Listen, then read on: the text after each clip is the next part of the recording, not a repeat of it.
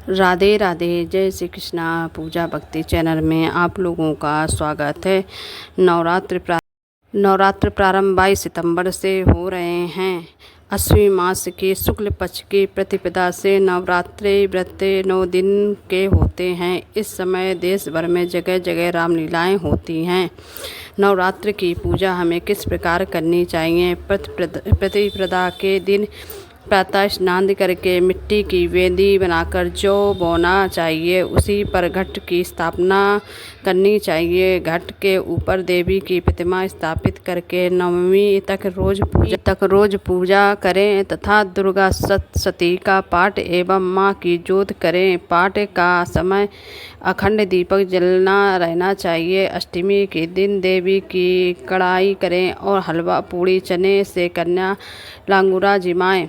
घट स्थापना दुर्गा पूजन सामग्री में आप लोगों को क्या क्या लेना है? गंगा जल, रोली, मौली, पान, सुपारी, धूपबत्ती, घी का दीपक, फल फूल की माला, बेलपत्र, चावल, केले का खंबा, चंदवार के वास्ते आम के पत्ते, चंदन, घट, नारियल, हल्दी की गांठ, पंचरत्न, लाल वस्त्र, पूर्ण पात्र, चावल से भरा पात्र, गंगा की मृत्तिका, जौ, बतासा, सुगंधित तेल, सिंदूर, कपूर, पंच सुगंधित नैवेद्य के वास्ते फल इत्यादि, पंचामृत, दूध, दही, मधु, चीनी, पान के पत्ते, गाय का गोबर के उपले, अगियारी करने के लिए गौमूत्र, गौ दूध, गौ दही, गौ घृत, दुर्गा जी की स्वर्ण प्रतिमा लें अथवा मूर्तिका की प्रतिमा, कुमारी पूजन के लिए वस्त्र, आभूषण तथा नैवेद्यादि। अष्टमी में ज्योति पूजन के वास्ते उपरोक्त सामग्री घृत, गंगाजल ले सकते हैं।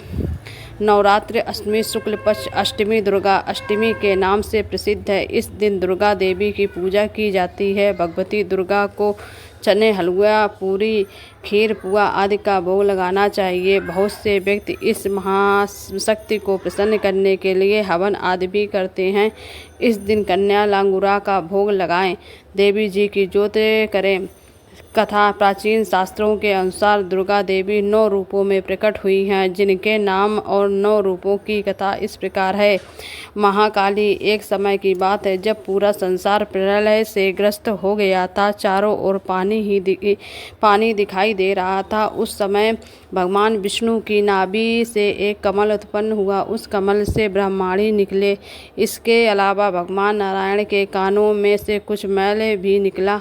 उस मैल से केठव और मधु नाम के 2 दैत्य बन गए। जब उन दैत्यों ने चारों ओर देखा तो ब्रह्मा जी के अलावा उन्हें कुछ भी दिखाई नहीं दिया। ब्रह्मा जी को देखकर वे दैत्य उनको मारने दौड़े। तब भयभीत हुए ब्रह्मा जी ने विष्णु भगवान की स्तुति से विष्णु भगवान की आँखों में जो महामाया ब्रह्मा की योग निद्रा के रूप में निवास करती थी वह लोप हो गई और विष्णु भगवान की नींद खुल गई। उनके जागते ही वे दोनों दैत्य भगवान विष्णु से लड़ने लगे।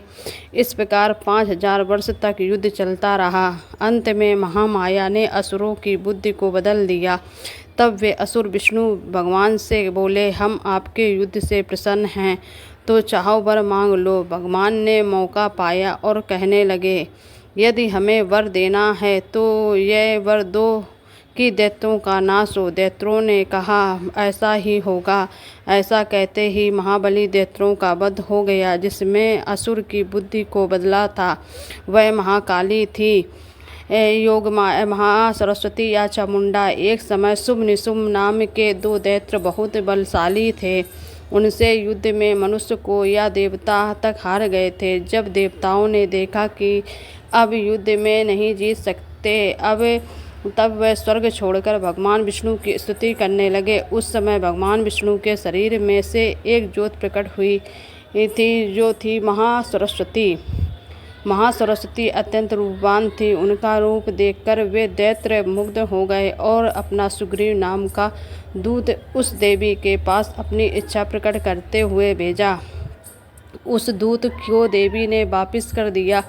इसके बाद उन दोनों ने कुछ सोच समझकर अपने सेनापति धूम्राद्र को सेना सहित भेजा, जो देवी द्वारा सेना सहित मार दिया गया। इसके बाद रक्तबीज लड़ने आया, जिसके रक्त की एक बूंद जमीन पर गिरने से एक वीर पैदा होता है। देवी जी रक्तबीज के शरीर से निकले रक्त को अपने खप्पर में लेकर पी गई। इस प्रकार वह भी मारा गया। अंत में चामुंडा से निशुम्भ स्वयं दोनों लड़ने आए और देवी के हाथों मारे गए।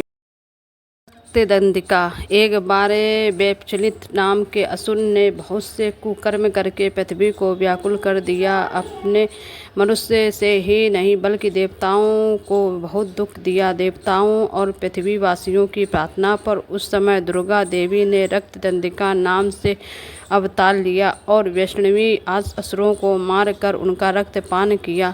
इस कारण ऐसे इनका नाम रक्तदंडिका पड़ा। शाकुंभनी। इस समय पृथ्वी पर लगातार 100 वर्ष तक पानी की वर्षा ही नहीं हुई। इस कारण चारों ओर हाहाकार मच गया। सभी जीव भूख और प्यास से व्याकुल हो मरने लगे। उस समय मुनियों ने मिलकर ना कि देवी भगवती जगदम्बा ने शाकुंभली नाम से स्त्री रूप में अवतार लिया और उनकी कृपा से जल की वर्षा हुई, जिससे पृथ्वी के समस्त जीवों को जीवन दान प्राप्त हुआ।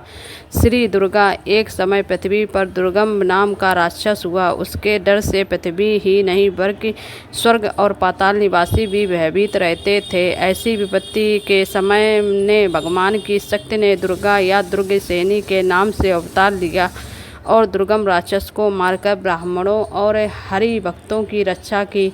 दुर्गम राक्षस को मारने के कारण ही तीनों लोकों में इनका नाम दुर्गा देवी प्रसिद्ध हो गया।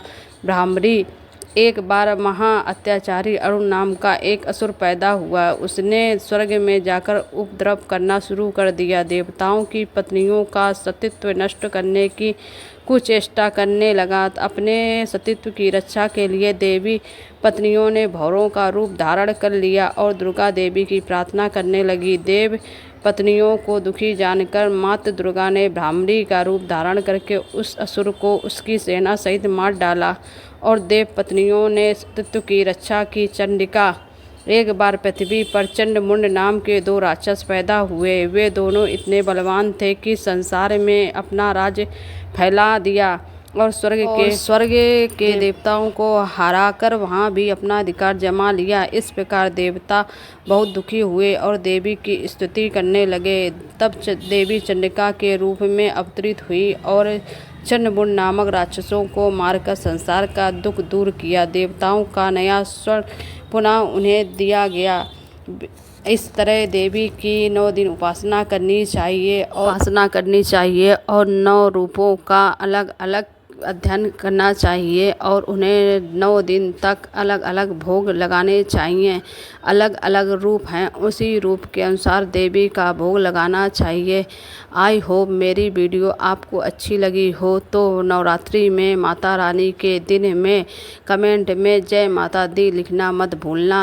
मेरी वीडियो पसंद आई हो तो लाइक सब्सक्राइब जरूर कर देना। को लाइक और सब्सक्राइब करें। मंगल मांगल्ये शिवे सर्वार्थ साधिके शरण्य त्र्यंबके गौरी नारायणी नमस्तुते।